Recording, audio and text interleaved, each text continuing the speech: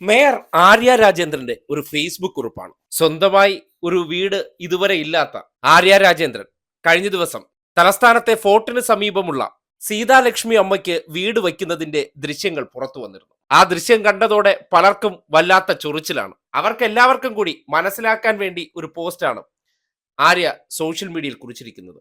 എന്തുകൊണ്ട് അങ്ങനെ ഒരു വീട് ചെയ്തു, അതിന്റെ കോൺക്രീറ്റിൽ പങ്കെടുത്തു എന്നതിനെ സംബന്ധിച്ച് ആ പോസ്റ്റ് ദേ ഇങ്ങനെയാണ്: സ്വന്തമായി ഒരു വീട് എന്നത് ഏവരുടെയും സ്വപ്നമാണ്. ആ സ്വപ്നം സാക്ഷാത്കരിക്കാൻ നഗരസഭ ഭരണസമിതി ഏറ്റവും ഉയർന്ന പ്രാധാന്യമാണ് നൽകി വരുന്നത്. നിലവിലെ ഭരണസമിതി ചുമതലയേറ്റ് നാളിതുവരെയായി 4590 ഗുണഭോക്താക്കളെ തിരഞ്ഞെടുക്കുകയും അതിൽ 3127 ഗുണഭോക്താക്കൾ വീട് നിർമ്മാണം പൂർത്തിയാക്കുകയും ചെയ്തു. കേരളത്തിൽ ഇത്രയും ഗുണഭോക്താക്കൾക്ക് വീട് നിർമ്മിച്ചു നൽകാൻ സാധിച്ച തദ്ദേശ സ്ഥാപനങ്ങളിൽ ഏറ്റവും മുന്നിൽ നമ്മുടെ തിരുവനന്തപുരം നഗരസഭയാണ് എന്ന സന്തോഷം അറിയിക്കുന്നു. ബഹുമാനപ്പെട്ട മുഖ്യമന്ത്രിയുടെ നേതൃത്വത്തിൽ അതിദരിദ്രരഹിത സംസ്ഥാനമായി കേരളം മാറാൻ പോവുകയാണ്. ലൈഫ് പദ്ധതിയിൽ ഉൾപ്പെട്ട് ഭവന നിർമ്മാണം നടത്തിയ പലർക്കും ചില തടസ്സങ്ങൾ കാരണം കെട്ടിട നമ്പർ ലഭിക്കാത്തതിനാൽ അവസാന ഗഡു ലഭിക്കാതെ വരികയും ഇവ പരിഹരിക്കുന്നതിനായി പ്രത്യേകം അദാലത്ത് സംഘടിപ്പിക്കുകയും പ്രശ്നങ്ങൾ പരിഹരിക്കുകയും ചെയ്തിരുന്നു.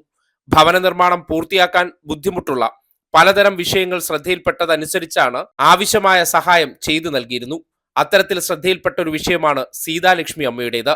എൻ്റെ ഓഫീസിലെ മേയർ സെക്ഷൻ, മേയർ സെൽ ജീവനക്കാരുടെ കൂടെ പങ്കാളിത്തത്തോടുകൂടി വീട് കോൺക്രീറ്റ് ചെയ്ത് നൽകാമെന്ന് ഒരൊറ്റ മനസ്സോടെ തീരുമാനിക്കുകയായിരുന്നു. ഇങ്ങനെ ഒരാശയത്തിന് ഞങ്ങൾ തന്നെ ആദ്യം മുന്നിട്ടിറങ്ങാമെന്ന് പറഞ്ഞ എൻ്റെ സഹപ്രവർത്തകരെ ഞാൻ ഈ വേളയിൽ അഭിനന്ദിക്കുകയാണ്. ഒരു പുതുമാതൃക തീർത്തുകൊണ്ട് ഇത്തരം പ്രവർത്തനങ്ങൾ തുടരട്ടെ എന്ന് ആശംസിക്കുന്നു.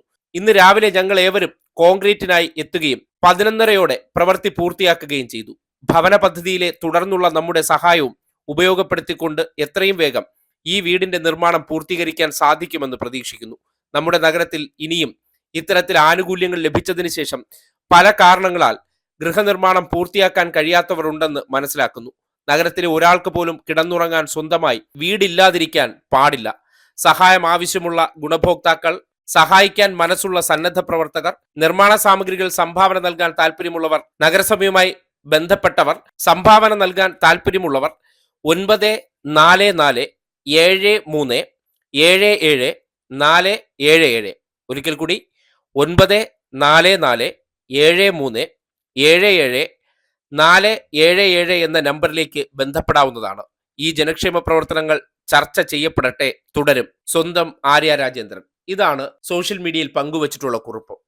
വീടില്ലാത്തവരുടെ ദുഃഖം സ്വന്തം അനുഭവത്തിൽ നിന്ന് തന്നെ അറിയാവുന്നുള്ളത് കൊണ്ട് അത്തരം ഒരു പരാതി മുന്നിൽ വന്നപ്പോൾ തൻ്റെ കൂടെ ജോലി ചെയ്യുന്ന ജീവനക്കാർ ഉൾപ്പെടെ എല്ലാവരും ചേർന്ന് ഒരുമിച്ചിറങ്ങി ഒരു നന്മ പ്രവർത്തനം, ഒരു നന്മ മാതൃക അത് തുറന്നു കാട്ടിയതിനാണ് ചിലർ പരിഹസിക്കുന്നത്. അവർ അവരുടെ പരിഹാസ പരിപാടികൾ തുടരട്ടെ. പക്ഷേ തിരുവനന്തപുരം നഗരസഭ നേടിയ നേട്ടങ്ങളും ആർജിച്ച പുരോഗതിയും ഇതെല്ലാം നഗരവാസികൾക്ക് അനുഭവിച്ചറിയാവുന്നതാണ്. എന്തിനും ഏതിനും തെറ്റിദ്ധാരണ പടർത്തുന്ന വ്യാജ പ്രചരണങ്ങൾ നടത്തുന്നവരെ നഗരവാസികൾ തന്നെ തിരിച്ചറിയുമെന്നുള്ള ആത്മവിശ്വാസത്തിലാണ് ഈ പ്രവർത്തനങ്ങൾ.